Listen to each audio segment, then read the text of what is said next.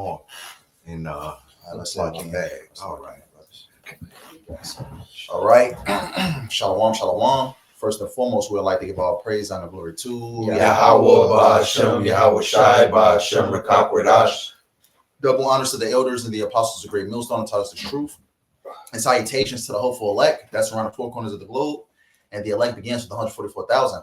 Yahweh, who the world ignorantly calls God and Jehovah. BAHASHAM is in the name. YAHAWASHI, who the world ignorantly calls Jesus Christ. The RAWCHAA is the Holy Spirit. We're the brothers of the Great Millstone Chicago camp. I'm Brother Iwami, joined with the brother Asaha, the brother YAHAWAH, the brother AHPARYAM. Come back at you, brothers and sisters at Household of Faith of the Hopeful Right Select with another lesson. And Lord, and we hope this lesson be edifying through the spirit and power of Yahweh Shai. That's right. Once again, we hope this lesson is edifying. As you can see the title, an overview of Daniel's the 7th chapter, man. It's a lot of history, contained in Daniel's the 7th chapter, man. Hey, really talking about the four major empires here on earth, man. And also, we're just gonna jump into it, man. Just break it down, man. The first few verses. But you know what? You on that Daniel's the 7th chapter, brother? All right, you can go ahead and read it for me, Abaya. So this is Daniel 7:1, and again, just to say, these four beasts are the four kingdoms, the four major kingdoms that would rule until Yahawashai's kingdom. Yeah.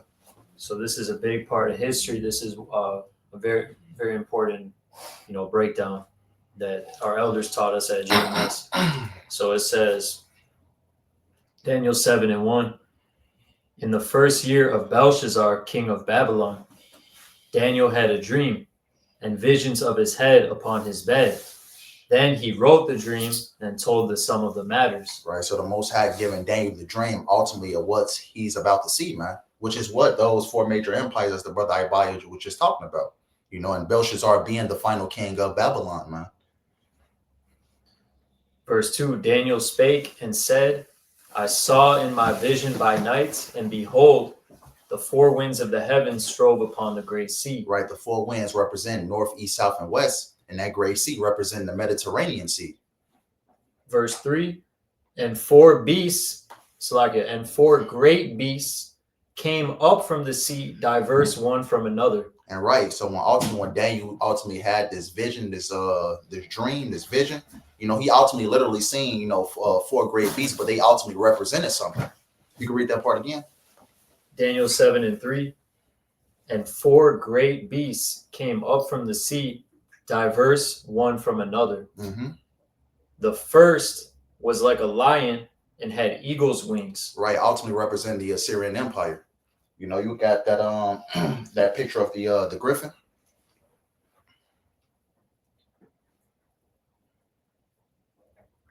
Representing the Assyrian Empire, man.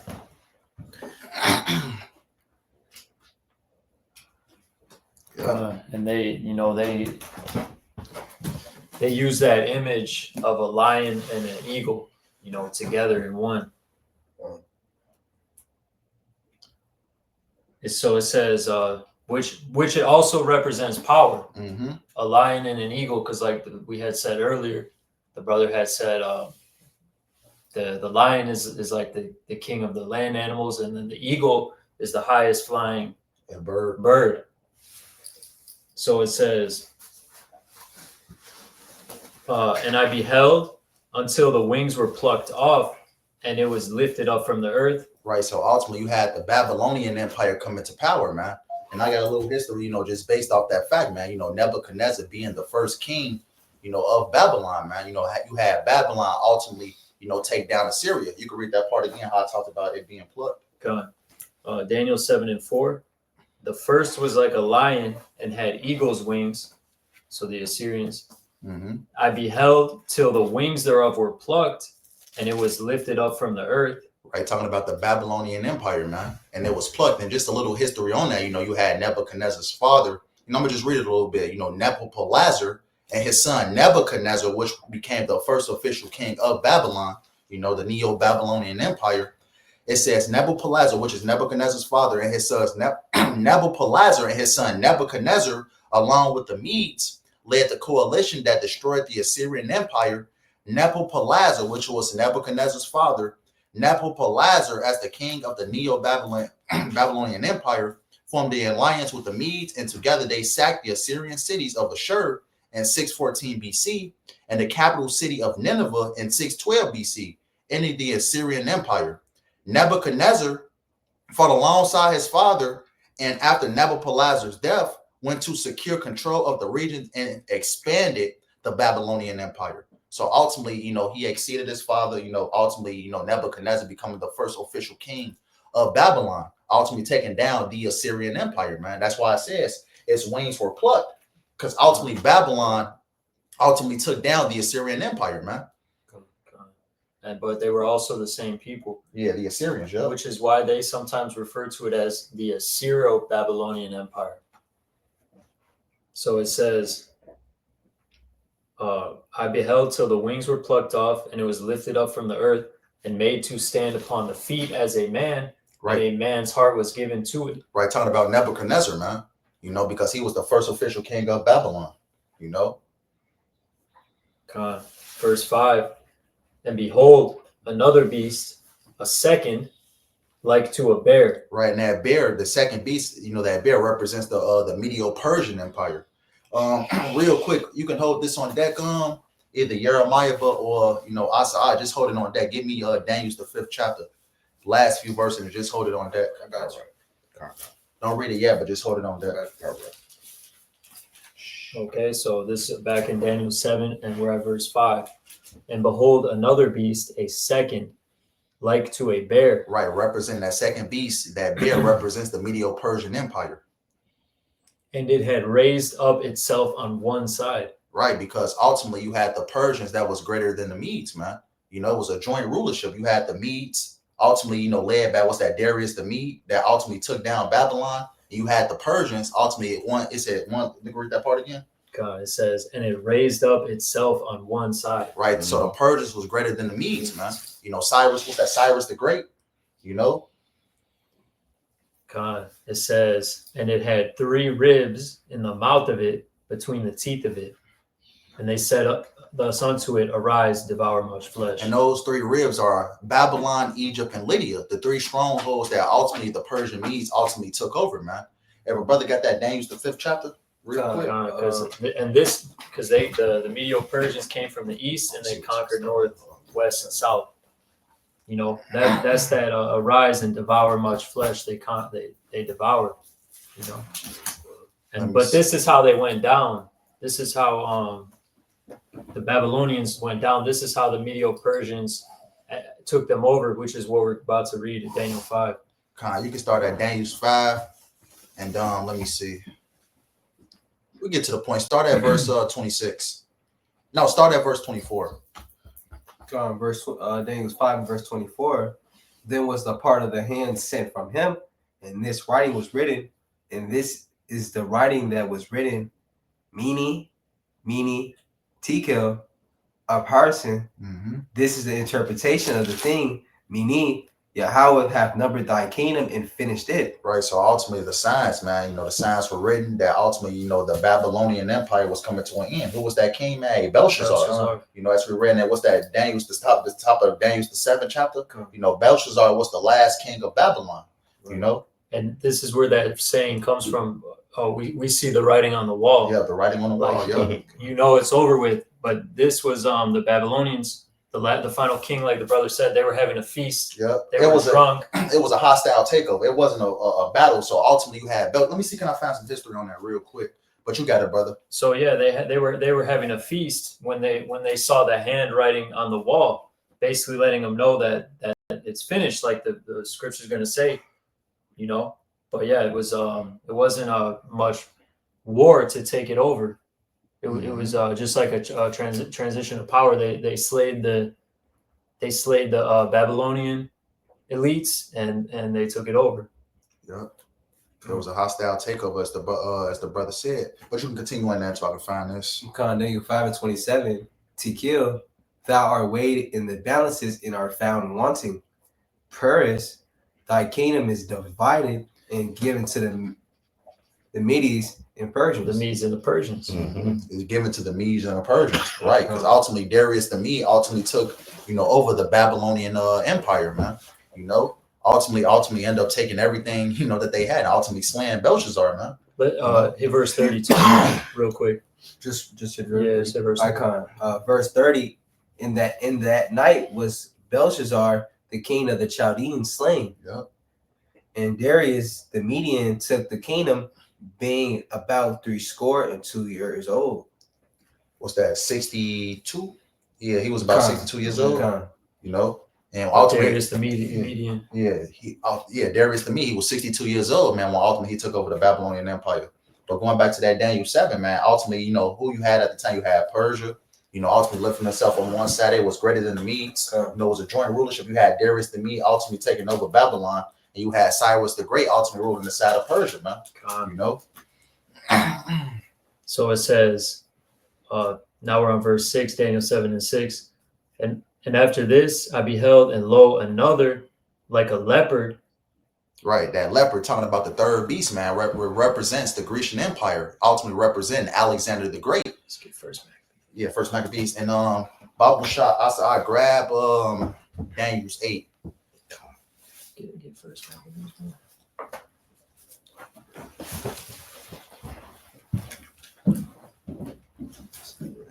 God, so again, Daniel 7 and 6, and this is the third beast now, which is the Greeks. And it says, after this I beheld, and lo, another like a leopard, which had upon the back of it 4 wings of a fowl, and the beast had also 4 heads. Right. Yep, those generals, man. Alexander had 4 generals. He had more, but he had 4 notable generals, man. Can you read that part again? And I'm gonna list the generals off. God, it says,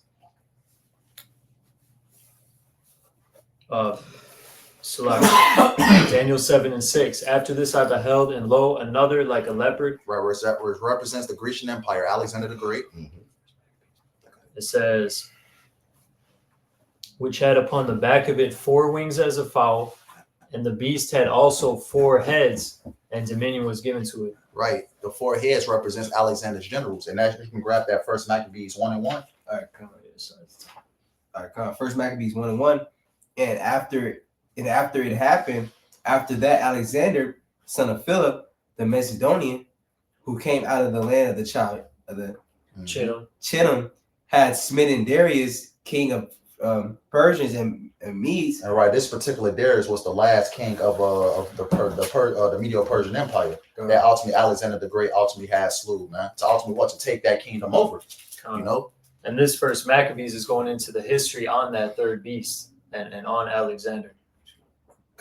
Had smitten Darius, king of the Persians and Medes, that he reigned in his stead, the first over Greece. Right, the first over Greece, man. And it talks about ultimately that in Daniel the 8th chapter, which we're going to grab in a second. Okay. You know, hold that on deck, brother. But you got it. Verse 2: and made many wars and won many strongholds, and slew the kings of the earth, and went through to the ends of the earth and took spoils of many nations. Right, because you got to understand, this is the first rule of the Edomites, the first major rule of the Edomites, man. The Grecian Empire started with Alexander the Great, man. You got to understand, hey, the Edomites were blessed with the sword, so that's why ultimately they was able to do the things that they were doing. Ultimately started with Alexander the Great. Quickly, exactly right. It's gonna mention it. Yep. Leopard. In so much that the earth was quiet before him, whereupon he was exalted and his heart was lifted up. Right, because ultimately he was conquering, man. He did it swiftly. Alexander the Great conquered, and he did it swiftly, man. He did it well over the course of 12 years, man. You know, the leopard. Yep. And what was the first he ultimately took down, man? Darius, the last king of the Medo-Persian Empire. You know, what was that? Darius the third, if I'm not mistaken. Yep. Verse 4: and he gathered a mighty strong host, and ruled over countries and nations and kings who became tributaries unto him. Right. So ultimately, you know, as when the Grecian Empire was taking over these different countries, these different states, they ultimately became tributaries unto Greece, man. You know, and we're gonna go more into that as we get into the 4 beasts. But you got it, brother. Verse 5: and after these things he fell sick and perceived that he should die. Right, so it took Alexander 12 years to conquer everything, because ultimately Greece was ruling the known world at that time, man. You know, Greece had everything under control after what? You know, Alexander slew Darius, I believe it was Darius the third, you know. It says in dominion was given to it. Yep. Verse 6. Wherefore he called his servants such as were honorable and had been brought up with him from his youth, and parted his kingdom among them while he was yet alive. Right, talking about Alexander's generals, man. And his 4 generals are Ptolemy, Lysimachus, Seleucus, and Cassander. That he had more generals, but that was his 4 notable generals, man. You know, that ultimately what? You can read about that. It's another lesson for another day. Daniel's the 11th chapter, man. You know, talking about the 6 Syrian wars, man. You know, Alexander's generals and their descendants that came after them. But Alexander's 4 notable generals were what? Ptolemy, Lysimachus, Seleucus, and Cassander. You know? And that's the 4 heads of the beast. Yep. Verse 7. So Alexander reigned 12 years and then died, and his servants bare rule every one in his place. And after his death, they all put crowns upon themselves. Right. So they began to rule, man. So when Alexander ultimately died after that 12 years of conquering everything, his generals ultimately took over his territory. You know, ultimately they had these different lands under their control, man. They put crowns upon their heads, you know. Continuing in verse 9. So did their sons after them many years, and evils were multiplied in the earth. Right, because this was the beginning of the Edomite rule, man. You know, wickedness was multiplied on the earth, as the scriptures say, man. You know, because what? You know, Esau, Edom is the wicked. You know, so you got 3 classifications, man. You got the sons of God, you got the sons of men, you got the sons of the wicked, man. You know, but you can get that Daniel's 8 outside. Let me see where you can actually start at. And to add to that, because it actually, you know, follows up everything we were just talking about. He's the undisputed champion. Start at Daniel's 8. Actually, we go read verse 21, then we go jump back up. Read Daniel's 8 and 21. All right, Daniel 8 and 21 reads, and the rough goat is the king of Grecia. Right, going back to that the leper we was talking about in Daniel's the 7th chapter, man. You know, just to make that point real quick. And the great horn that is between his eyes is the first king. Right, so Alexander the Great was the first over Greece. You know, he was the first king over Greece. So you can jump up to verse 1. We're going to read down. All right. Daniel 8 and 1 reads, in the 3rd year of the reign of King Belshazzar, a vision appeared unto me, even unto me, Daniel, after that which appeared unto me at the first.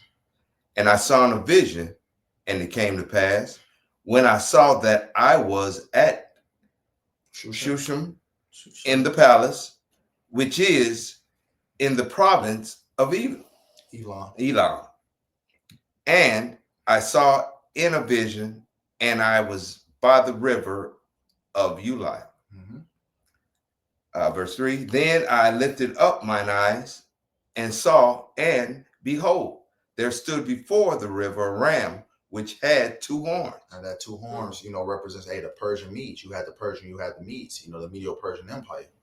And the 2 horns were high, but one was higher than the other. Right, as we read in that Daniel the 7th chapter, you know, lifted himself up on one side. So the Persians was greater than the Medes, man. And the higher came up last. I saw the ram pushing westward and northward and southward, so that no beast might stand before him. So ultimately, the Medo-Persian Empire was conquered, man. What they had over 170 provinces, you know, under their control, man. So ultimately, everywhere that the Persian Medes ultimately went, they were conquering, man. What you got, brother? Neither was there any that could deliver out of his hand, but he did according to his will and became great. And as I was considering, behold, and he goat right, came. You know, just to stop you real quick, brother. Hey, that he-goat is what we read in verse what was that, verse 21. That he-goat is talking about the king of Grecia, which is Alexander the Great. You know, that ultimately, you know, end up rising up. But you got it, brother. You can keep reading. And he-goat came from the west on the face of the whole earth and touched not the ground, and the goat had 2 notable horns between his eyes. Because ultimately it talks about it, man. Hey, when Alexander, it took Alexander, what, 12 years to ultimately conquer everything, man? That's that not touch the ground. Yep. Because it moves so, so he fast. moved swiftly. And the goat had a notable horn between his eyes, and he came to the ram that had two horns. Right. So ultimately, you know, Alexander the Great came up against the Medo-Persian Empire, which I had seen standing before the river, and ran unto him in the fury of his power. because it talks about in that first Maccabees how ultimately Alexander the Great slayed Darius, you know, and ultimately he took the kingdom away from Darius, you know. But you got it out.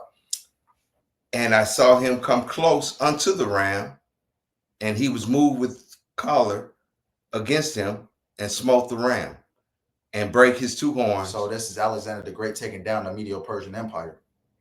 And there was no power in the ram to stand before him. Because you got to understand, also, it was the time for the Medo-Persian Empire to go down, right? Because ultimately, you know, the Most High Yahawah was with, you know, Alexander the Great to ultimately what, to fulfill prophecy, man. You know, so this ultimately had to happen. You know, the Lord was with Alexander the Great, so ultimately for prophecy to be fulfilled, man. You know, and this is the reign of the third beast, which is the Grecian Empire. And if you go off the movie, you know how. And I just noticed that, brother Salakia, you know, hey, it says even notable what Alexander the Great within his brother's Bible. You know, you can't make it up. And going with the movie, once he conquered, again, you start to say, how was this man able to do what he does with the lifestyle he leads? Because Hollywood showed there's a lot of sword fighting going on there. Yeah. So, you know, again, the Lord said, I'll put the weakest of men over you as your punishment. I got a quick precept. Brother. This Psalm 75 and 6. For promotion cometh neither from the east, nor from the west, nor from the south, but the Most High God is judge. He putteth down one and setteth up another. Yep. And for this man to have conquered and take it as far as he could, again, the Lord put judgment on him to now have him removed, to have these four generals fill destiny. It's actually go actually talk about that in that Daniel's 8, you know, just to you know, re-summarize everything, but you can continue in that Daniel's 8. All right, that was Daniel's 8 and 8. Yeah, therefore the he-goat waxed very great, and when he was strong, the great horn was broken. And for it came up four notable ones towards the four winds of heaven. Because ultimately, as we read in that first Maccabees, when Alexander ultimately, you know, he conquered for about 12 years and then he ultimately died. And who ultimately stood up in his place is four generals, man. You know, read that last part of that verse again. And for it came up four notable ones towards the four winds of heaven. Right, Alexander's generals, man. As I had quoted them, Ptolemy, Lysimachus, Seleucus, and Cassander, man. Those were his four notable generals. He had more, but those was his four notable generals that ultimately was a part of prophecy. You had something to add, brother? Yeah, I was just going to read the verse 6. Yeah, kind of bubble shut. Daniel 7 and 6. So everything we just read was going into more history on the Greeks taking down the Medo-Persians. And it says, and after this I beheld, and lo, another like a leopard, which had upon the back of it four wings of a fowl. And the beast had also four heads, and dominion was given unto it. Mm-hmm. Yeah, ultimately Alexander's four generals began to reign in his stead, man. You know, as we read in that first Maccabees, the first chapter. But and you got Daniel 8. Daniel's 8, yeah. Hey, it's actually some more to that Daniel's 8 also. I'm keep reading, brother. Verse 9, and out of one of them came forth a little horn, which waxed exceedingly great, towards the south and towards the east and towards the pleasant land. Actually, we go come back to that because that's actually talking about that Daniel's 8. That's talking about Antiochus Epiphanes, you know. Right. But actually, that was it for that that Daniel's 8. You know that. Because we're going to get into this little horn in Daniel 7, which is going to be different from this Daniel's 8, which is Antiochus Epiphanes. But we can go back to that Daniel's 7 chapter. That was pretty much it on the Daniel's 8. There's Daniel 7 and 7. After this, I saw in the night visions and beheld a fourth beast, dreadful and terrible, and strong exceedingly. And it had great iron teeth. Right. So ultimately, what that fourth beast is the Roman Empire. You know, the ancient Roman Empire. You got it all. It says, oh, and the great iron teeth. Right, represents because ultimately Rome was introducing iron within its military, man. It also represents its military might, you know, because nobody can stand against Rome. That's right. It says right here, it devoured and brake in pieces and stamped the residue with the feet of it, and it was diverse from all the beasts that were before it. Right. So just to get that real quick, Jeremiah, but grab First Maccabees 8, start at verse 1. First Maccabees verse. Before 8. you actually read that, brother, read that again, my body.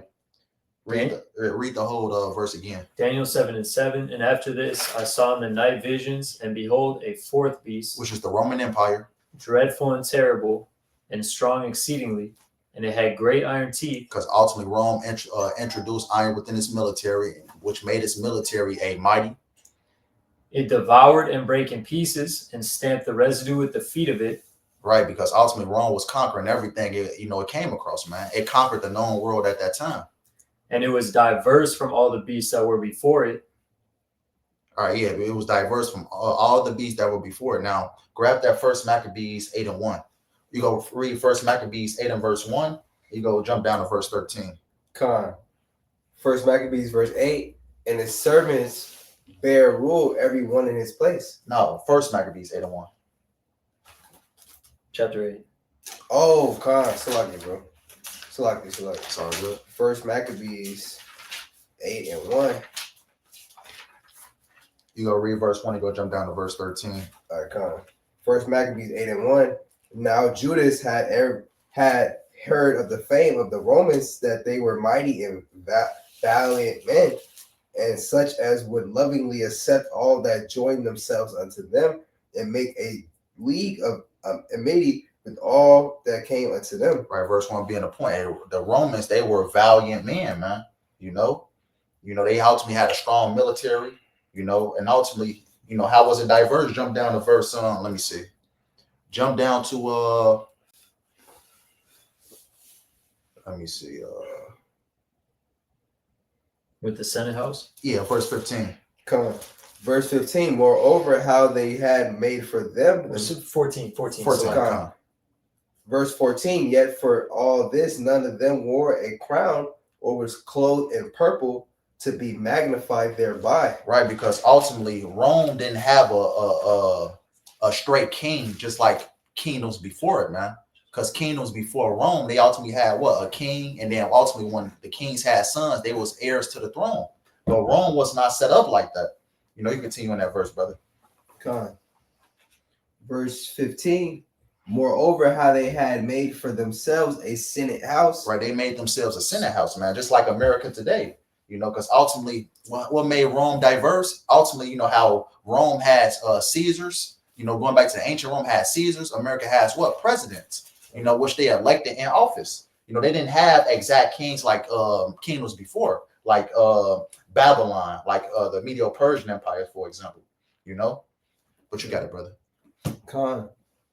Verse 15. Moreover, how they had made for themselves a senate house. 16. And that they committed their government to one man every year, who ruled over all their country, and all were obedient to that one, and there was neither envy nor emulation among them.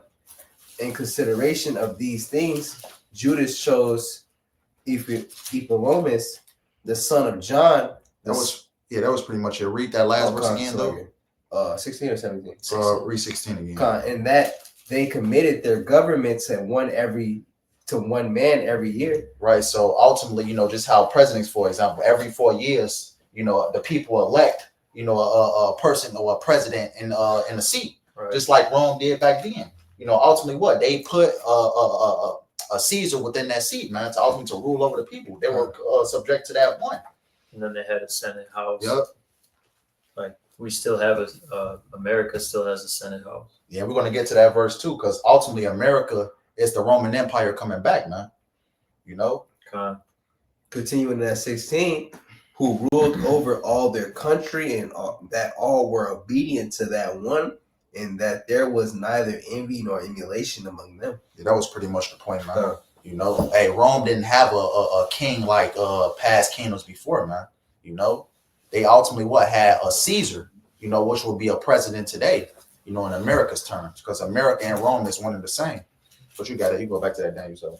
And that was that was what made it diverse from the other beasts before it, the other kingdoms before it. Yeah. And it says again, Daniel 7:7. After this, I beheld in the night visions, and behold, a fourth beast, dreadful and terrible and strong exceedingly, and it had great iron teeth. It devoured and brake in pieces, and stamped the residue with the feet of it. And it was diverse from all the beasts that were before it, and it had 10 horns. And right, the 10 horns is the vassal states that Rome had. This is how America has, you know, what's that? The European Union countries that serve under them, NATO and the EU. You know, ultimately Rome had ultimately what? Vassal states, man. Right. And those 10 horns back then, the vassal states that ultimately Rome was ultimately ruling over, you had the Anglo-Saxons, you had the Franks, the Alemannis, the Lombards, the Suevi, the Burgundians, the Ostrogoths, the Visigoths, the Heruli, and the Vandals. Those were the vassal states that ultimately Rome was ultimately ruling over, man. You know how ultimately America got these smaller countries, you know, they're ruling over, man. Hey, Rome had the same thing back then, you know. And just another way we know this is talking about Rome, because there's the book of Revelation also speaks about the beast having 10 horns. Mm-hmm. Yep. Right. So this the Roman Empire, that fourth beast. Yep. It says, verse 8, I considered the horns, and behold, there came up among them another little horn. Right. That little horn is talking about America, man. You know, and this is the second leg of the Roman Empire, man. You know, ultimately being revitalized. You know, we can actually hold those scriptures on day. Also, I grabbed that Revelation 13, deadly wound healed, and grab that Malachi. Actually, you were already in Malachi. Yeah. Grab a whole Malachi 1 and 4 on that. Get Daniel 2, right? Yeah. The feet. And Yeah. Get Daniel 2, and also get Revelation 13. Deadly wound was healed. Daniel 2. You want that right now? no, let's get the Revelation first. Yeah, get the Revelation. Deadly wound was healed. Okay, I got you. This is Revelation 13 and 11. Revelation 13:11. And I beheld another beast coming up out of the earth, and he had 2 horns like a lamb, and he spake as a dragon. Right, that's that 2-party system. But hold on, in that Revelations for that Revelations 13. It's the next verse. Oh, there's Khan. I was thinking of more And of you were thinking Revelation 20? that too. Hold that on deck. That's what I was thinking of. Let's get this verse 12.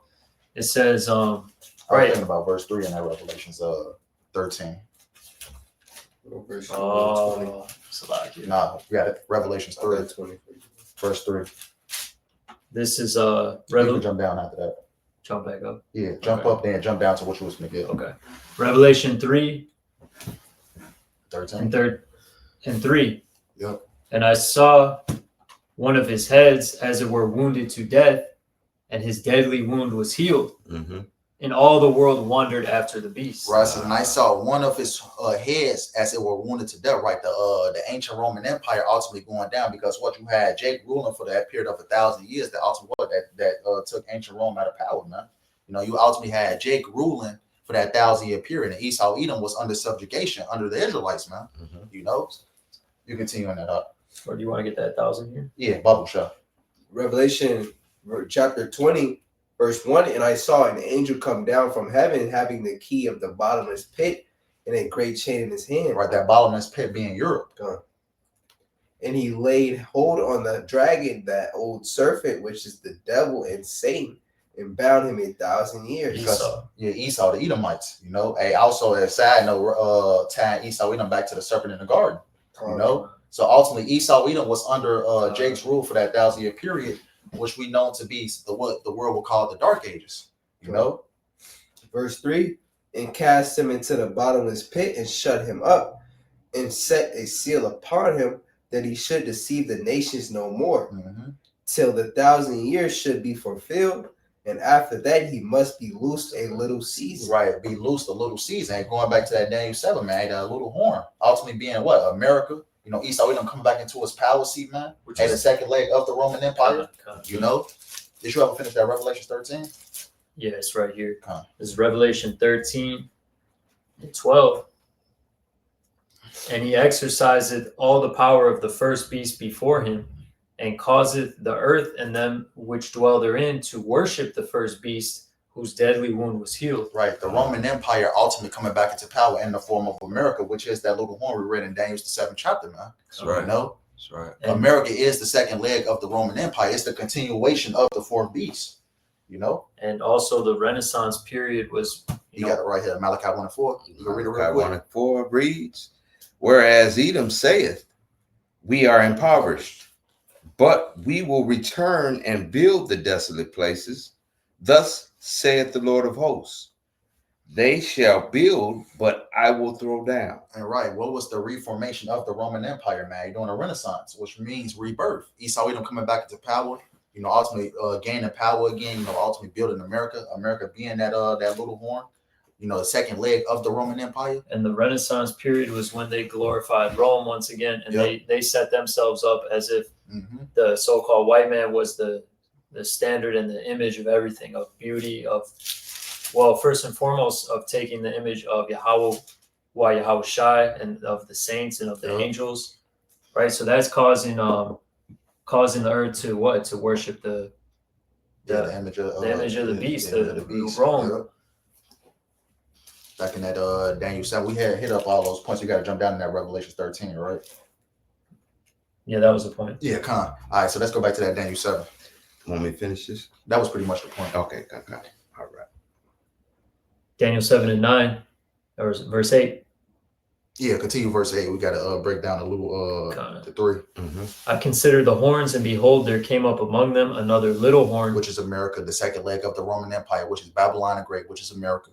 before whom there were 3 of the first horns plucked up by the roots. Right, where the 3 of the first horns plucked up by the roots, right? You had the British, you had the Spanish, you had the French, you had the Revolutionary War, you know, the British, you had the French American War, you had the Spanish American War. Which is ultimately how they expanded to take over the whole continent. Right, because America started off as 13 colonies. Right. You know, and ultimately over time, you know, through these wars, you know, the Revolutionary War, the French American War, the Spanish American War, ultimately America ended up seizing these different lands over time, man. So that was that little horn plucking up the 3. It says, and behold, in this horn, The Louisiana Purchase. right, the Louisiana Purchase gave them all that territory in the middle. Yep. It says, yeah, and I beheld, and behold, in this horn were the eyes like the eyes of a man, and a mouth speaking great things. Right, mouth speaking great things. That's what America as a whole does, man. Just look at Donald Trump for an example, man. He speaks great things, man. He always upped the American military. You know, America always glorifies its military, how, you know, up top they are above all these other nations, man. What do they always say? Thank you for making this the greatest country on earth. This is the greatest country on earth. Speaking great things. Hey, Stephen Miller went up there. He told you what? We are the reason for everything good on the earth, you know. And we have the best thinkers. We have the best, you know, as far as copyright and what's the other one? Patents. Copyright. Which they stole all that from us. Man, so let you come out with something great, and he'll claim it before you get a chance to say it's yours. And the blueprint is in your head. So that's Esau for you, brother. You got that, buddy. Is that mouth speaking great things. And then it says, verse 9, and I beheld till the thrones were cast down. Right, the thrones being cast down as this heathen rule, man, heathen dominion. Because that's what YAHAWASHI is ultimately coming back to do, man. Take these heathens out of power. Hey, who's the main heathen he's going to take out of power, man? Hey, Esau Edom, man. Grab that 2nd Ezra 6 and verse 7 through verse 9. Our brother can grab me Revelations 19, many crowns upon his head. You know? Okay. 19, you will grab that 19 now? Yeah, bubble shop, many crowns upon his head. All right, come on. Yeah, because it's Daniel 7:9 says, I beheld till the thrones were cast down. Right? Isaiah 2:2. Because YAHAWASHI is going to ultimately take down. Because Esau Edom is the last heathen to rule before what? A complete heathen dominion is ultimately done forever, man. Come on, 1 second. What verse should I start at? Let me see. Just get to the point. Crowns upon his head. 12. All right, come on, let's do that. Come on. Revelation 19, verse 12. In his eyes were as a flame of fire, on his head were many crowns, and he had a name written that no man knew. But Right, he- yeah. so- Yeah. You all good, brother. Yahawashi had many crowns upon his head. It's a representation of all these heathen rulerships he's going to take down, man. And Esau Edom being at the forefront of that, man. Because ultimately, what? Esau Edom is at the head of the heathen rule right now, man. Yeah. And the Lord is coming back. Yahweh's going to send his son Yahawashi back to take these devils out of power, man. Hey, so Yahawashi has all the crowns on his head, man. That's why it says, "Why do the heathen rage and the people imagine a vain thing?" Because their rulership is, just for this time. And I got one real quick. This is the book of Isaiah 2 and verse 1. It says, "The word that Isaiah the son of Amos saw concerning Judah and Jerusalem, and it shall come to pass in the last days that the mountain of Yahweh's house shall be established in the top of the mountains, and shall be exalted above the hills, and all nations shall flow into it." Right. So ultimately, what the nation of Israel, Yahawashi's government, is going to ultimately be up top of all these other governments, man. You're not going to have heathens in rulership. You're not going to have heathens rule. Hey, that's going to be a thing of the past, man. Esau Edom is the last heathen to rule. Ultimately, what? Before the coming of Yahawashi. And Yahawashi is coming back to take this devil out of power. Grab me that 2 Esdras 6, start at verse 7 to read through verse 9. This is 2 Esdras 6, start at verse 7. Mm-hmm. Then answered I and said, what shall be the partings asunder of the times? Or when shall be the end of the first and the beginning of it that followeth? Right. So Ezra is asking the angel, I believe that's Uriel, ultimately when is ultimately the end is coming, man. Because a lot of people believe, after the ancient Roman Empire went down, that's when the kingdom of heaven was going to be established. Right, that's what they asked. They asked the Lord, "Will you at this time restore the kingdom of Israel?" But it was a second part of the second leg of the Roman Empire. The second leg of the Roman Empire. Exactly right, brother. You got it. I saw. Verse 8, and he said unto me, from Abraham unto Isaac, when Jacob and Esau were born of him, Jacob's hand held first the heel of Esau. Verse 9, for Esau is the end of the world, and Jacob is the beginning of it that followeth. Exactly right, man. Hey, Esau Edom is the last heathens to rule, ultimately for the establishment of what? The kingdom of heaven. Yahawashi's kingdom, which is going to be an everlasting dominion, And this is also how you know that the Romans are Edomites. Yep. Because that's that fourth beast. That's the final beast. Esau is the end of the world. Mm-hmm. And may they be judged accordingly. Do we ever grab that Daniel's second chapter? Tell us about Yahawashi that rock, ultimately striking down the statue. Yeah, this is Daniel. This is Daniel chapter 2, which also goes over the same four kingdoms. And it says, verse 44, and in the days of these kings shall the God of heaven set up a kingdom which shall never be destroyed. Mm-hmm. The kingdom of heaven. Yahawashi's kingdom. Yahawashi's kingdom. And the kingdom shall not be left to other people, like the brother just said. Hey, yep. The Lord is coming back to bring an end to all heathen dominion, man. Hey, the thrones were cast down. It's written at what's that? Daniel 7 and 9. But it shall break in pieces and consume all these kingdoms, and it shall stand forever. Yep. Hey, Yahawashi kingdom is going to be an everlasting kingdom. But we go back to that Daniel 7. Back in Daniel 7, and we are at verse 9. And I beheld till the thrones were cast down, and the Ancient of Days did sit. Right, Yahweh is the Ancient of Days, man. He has no beginning. He has no end. Whose garment was white as snow, and the hair of his head like the pure wool. Right. Hey, what's that? Revelations 1 and 14. Hey, Yahawashi, his son, got his same characteristics as he do. Yeah. You have seen me, you have seen the Father. That's right. There you go. God. So it says, his throne was like the fiery flame, and his wheels as burning fire. Right, talking about the chariot. I want to back that up real quick. This is the book of 2 Kings 2 and verse 11. And it says that it came to pass as they still went on and talked, that behold, there appeared a chariot of fire and horses of fire, and parted them both asunder. And Elijah went up by a whirlwind, because a chariot is also described as a whirlwind, into heaven. Right, talking about that chariot, man. The horses of fire. Mm-hmm. So here it said his wheels were as a burning fire. Yep, talking about those chariots, man. What you got, everybody? A fiery stream issued and came forth from him. Thousands ministered unto him. Right, talking about the angels. And 10,000 times 10,000 Hey, stood before him. Jeremiah, but have Revelations 5 on deck. Start at verse 1. Yeah, man. In Psalms 2, it says, the angels of the Lord are 10,000, even thousands of angels. yeah, Yep. even thousands. Finish out that verse real quick, and then we'll jump into that Revelations 5. Yes, sir. This Daniel 7 and 10. And a fiery stream issued and came forth from before him. Thousands ministered unto him, and 10,000 times 10,000 stood before him. Right, the angels. The judgment was set, and the books were opened. Right, the judgment was set. Hey, the judgment is already set that this place is going to be destroyed by thermonuclear destruction, man. Hey, so the judgment is already set, and it says what? And the books were opened. What? Which is what? The understanding. And who ultimately, was ultimately worthy to loosen those seals? Hey, YAHAWASHI, man. That's right. To give the understanding to his men. To ultimately what? To give us because the scripture says what? It's given unto you to know the mysteries of the kingdom of heaven. To them it's not given. Right. Read that Revelations 5, brother. So the Lord had to die for that, for us to get that. The Holy Spirit. The captain of our salvation. That's right. You said from verse 1. Revelations 5 and 1. God. Chapter 5 of Revelations, verse 1. And I saw in the right hand of him that sat on the throne a book written within and on the backside sealed with 7 seals.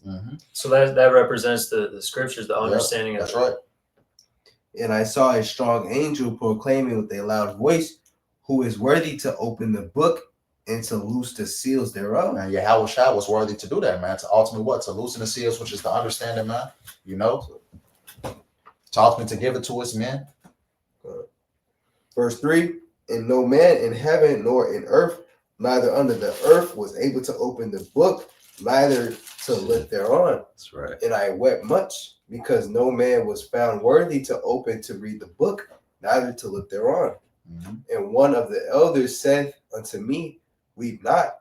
Behold, the Lion of the tribe of Judah, the root of David, hath prevailed to open the book and to loose the 7 seals thereof. Right, that's the understanding. YAHAWASHI, hey, he was worthy to ultimately what? To unloosen the understanding of the scriptures, man. That's why we are able to understand prophecy. That's why we're able to understand, hey, what we're going into right now. Daniel's the 7th chapter, man.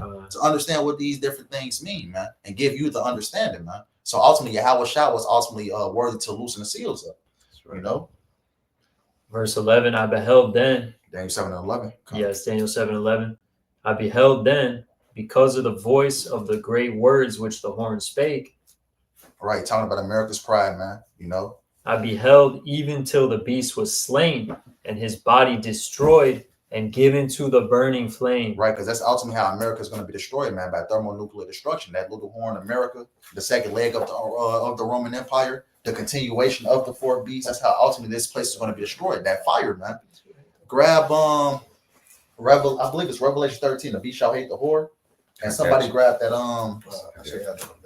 Revelation 13. Oh man, that's that thermonuclear destruction. That's that Revelation. destruction of America. Revelation 13 and 3. No, it's not 3. It's not 13. I don't think. No, it's not 13. I think it's Revelation 17, if I'm not mistaken. 17 and 10. Maybe. Yeah.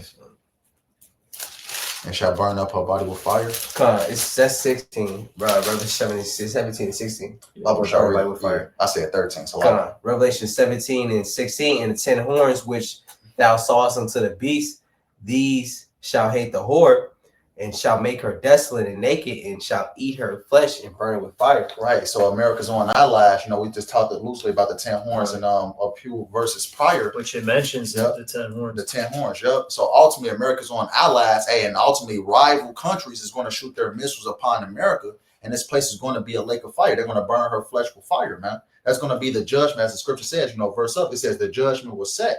In verse up, with that verse 10? Yeah. Ultimately what? That's going to be America's downfall, man. Hey, America is going to be known as that lake of fire, man. His body destroyed and given to the burning flame. Which is that lake of fire, which is the second death. And perfect timing for what you're going through right now. They're testing these high-powered weapons. So if you're testing them, they're not being tested in vain. Oh, come on, bro. The water for that. Verse 12 says, as concerning the rest of the beasts, they had their dominion taken away, yet their lives were prolonged for a season and time. Read that again. Daniel 7 and 12, as concerning the rest of the beasts, they had their dominion taken away, yet their lives were prolonged for a season. Right. Time. So the beast represents the heathens, the other heathens, man. You know, ultimately what? You know, they're described as beasts, and it says they had their dominion taken away, because ultimately you said what? The Lord is coming back to take down all rule and dominion of the heathens, man. Right. You know, so ultimately what? They're going to be in captivity under the Israelites for a period of 1,000 years. You know, and ultimately they're going to get their lands back eventually, for the exception of Esau Edom, man, who's going to be destroyed. What's that? Obadiah 1:18. You know, Esau Edom is going to be eradicated, but after you know these heathen servers for 1,000 years, they're still going to be under subjection under the Israelites, man. That's You right. know, we're gonna have full dominion over them. You can read what's that? Revelations I think it's Revelations 3 and verse 25. I got one too, real quick. Just to show you that the other heathen nations will have their own lands in the kingdom, but the wicked, the nation of Edom, will not. Isaiah 14:18. All the kings of the nations, even all of them, lie in glory, everyone in his own house.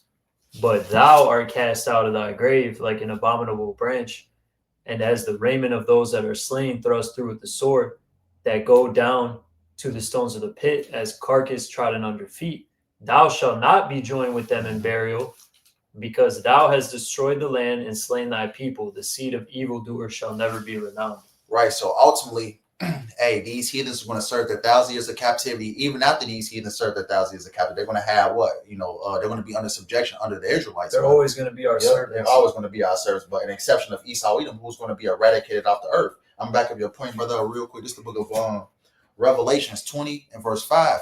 It says, but the rest of the dead live not again until the 1,000 years were finished. This is the first resurrection, right? Because ultimately what? The dead being these other heathens, man. Ultimately what? They're without the ways of YAHAWASHI. They're going to be serving us. They're going to serve that 1,000 years of captivity, but it's going to be eventually what? They're going to get their lands back, for the exception of Esau Edom. They're going to get to live. Yep. You know, they're going to get to live Righteous. on perfect earth, Yep. under the law, statutes, and commandments. Yep, You know, that's right. they're going to be able to have wives, families, you know, Beautiful. something that you cannot have in this devil's kingdom, you know, That's realistically. right. Let me see. Come. We can let me see, can I actually find this real quick? Revelations 2 and verse I'm gonna start at verse 25. Revelations 2 and 25, it says, but that which ye have already hold fast till I come. It says, and he that overcometh and keepeth my works unto the end, to him will I give power over the nations, and he shall rule them with a rod of iron, as the vessel of potter shall they be broken to shivers, even I received of my Father. All right, that's what we're going to do. We're going to rule these nations in righteousness, man. We're going to have complete dominion over them, man. You know. Hey, it says in I think Isaiah, the nation that will not serve thee will utterly perish. Yep. Daniel 7. Daniel 7 and verse 13. And I saw in the night vision, and behold, one like the Son of Man, which is Yahawashi, came with the clouds of heaven. Right, the clouds of heaven, the chariots, the angels. And came to the Ancient of Days. Right, the Ancient of Days being Yahweh. Mm-hmm. Because Yahweh's going to send his son Yahawashi back. Because ultimately everything was promised to Yahawashi. Yes. You know, everything is going to be manifested here on the earth, man. You know, everything is going to be under Yahawashi's foot, man. And you could read that in Psalms 2. It says, I'll give ask me, I'll give the heathen for thine inheritance, and the uttermost parts of the earth for thy possession. Yep. So it says, and came to the Ancient of Days, and they brought him near before him. Right, yep. You know, Yahweh, the angels brought, Yahawashi to Yahweh, you know. And there was given him dominion and glory and a kingdom, that all people, nations, and languages should serve him. His dominion is an everlasting dominion which shall not pass away, and his kingdom that which shall not be destroyed. Right, exactly right, man. Hey, this kingdom is not going to pass away. It's not going to get be given into heathen rule, man. This kingdom is going to be everlasting, man. You know. Let me see. Every tongue shall confess. If a brother can grab that for me, I got you. Right, that's his head. On his head was many crowns. Mm-hmm. Philippians 2 and 10 says, Yep. verse 9. Where, right? Because look, it just said, right? He gave to Yahawashi glory and dominion and a kingdom, right? He gave him everything. Promised to Yahawashi, yeah. Gave him everything. Philippians 2:9. Wherefore Yahweh also hath highly exalted him and given him a name which is above every name, Yep. meaning a rank. Yep. That at the name of Yahawashi, every knee should bow, of things in heaven and things in earth and things under the earth, and that every tongue should confess that Yahawashi HaMashiach is Lord, to the glory of Yahweh the Father. Right. Everybody is going to kneel. You know, everything is going to kneel under Yahawashi, man. You know, everything was given to Yahawashi. So everything is going to be manifested here on the earth, man. Everything is going to be given to Yahawashi, man. You know, going to back what we just read, man. Out the Lord is coming. Yahawashi is coming back to what? To take down all heathen rule and dominion, man. You got something? Come. I got Micah 4:7. But in the last days, That's verse 1. come, slacking. Micah 4:7, verse. Yeah, No, come. Micah 4:1. 7. Yeah, but read verse 1. Okay, start from verse 1. Yeah. Okay. But in the last days, it shall come to pass that the mountain of the house of the Lord shall be established in the top of the mountains. Right, and the mountains are governments. Right. Mountains represents big governments. Hills represent smaller governments. Come. And it shall be exalted above the hills, and people shall flow into it. Right. As I read in Isaiah, the 2nd chapter, man. You know, the Lord, his mountain is going to be established above all these different mountains and hills, man. You know. And many nations shall come and say, come and let us go up to the mountain of the Lord and to the house of Yahweh of Jacob, of the house of the God of Jacob, and he will teach us his ways, and we will walk in his paths, for the law shall go forth of Zion, and the word of the Lord from Jerusalem. Mm-hmm. And he shall judge among many people and rebuke strong nations from afar off. And they shall beat their swords into plowshares and their spears into pruning hooks. Nation shall not lift up a sword against nation, neither shall they learn war anymore. Right, because ultimately, after Yahawashi comes back and put boot to ass and put everything under his feet, take down Esau, with him out of power, and bring down all heathen rule and dominion, there's not going to be any more wars anymore. Because ultimately, what the kingdom of heaven is going to be an everlasting kingdom, man. Nobody's what's them IUIC had taught that ultimately when we in the kingdom, man, Russia finna rise up, you know. Hey, that's false doctrine. Because they misinterpret the Revelation 20 about the 1,000 years. Yep. But ultimately, hey, this is where we're at right now, man. Yahawashi is coming back to bring down all heathen rule and dominion, man. You know, everything is going to be subjugated unto Yahawashi, man. You know. I'll read that verse 18 in Daniel 7 too, because it also talks about that. You know, hey, the saints of the Most High shall take the kingdom, possess the kingdom, forever and ever. Yeah, this is Daniel 7 and 18 or 17. These great beasts, which are four kings, which shall arise out of the earth. But the saints of the Most High shall take the kingdom and possess the kingdom forever, even forever and ever. Right. They should, but the saints, who are the saints? The Israelites. You know, beginning with the elect, man. But the saints are the Israelites. We're going to possess the kingdom, you know, even forever and ever, because Yahawah's kingdom is an everlasting dominion, man. That's right. You know, Yahweh's going to get his son, Yahawashi the kingdom, man, and it's going to be forever, even forever and ever, man. You know, read what's that, verses 15 on down, man. It reinstates what we were just talking about, man. You know, it talks about the 4 beasts breaking it down and things like that, but yeah, this is what Daniel 7 chapter entails, man. And the last part of that Daniel 7 of the 7 chapters coming to pass, man. Yahawashi is going to, you know, come back to the earth and ultimately take what is his, man. Taking these devils out of power, bringing down all heathen rule and dominion, man. And this is where we're at right now. But that's Daniel's the 7th chapter, you know. So we end off right there. You know, Lord, we hope this lesson was edifying. We end up giving all praise, honor, glory to YAHAWAH, BAHASHAM, YAHAWASHI, BAHASHAM, QADASH. That want us to the elders and the apostles of great millstone and taught us the truth. The salutations to the hopeful elect that's around the 4 corners of the globe. Lord, we hope this lesson was edifying. Until next time, Kwam YASHARAHLA. Shalom. Shalom. Shalom. Shalom.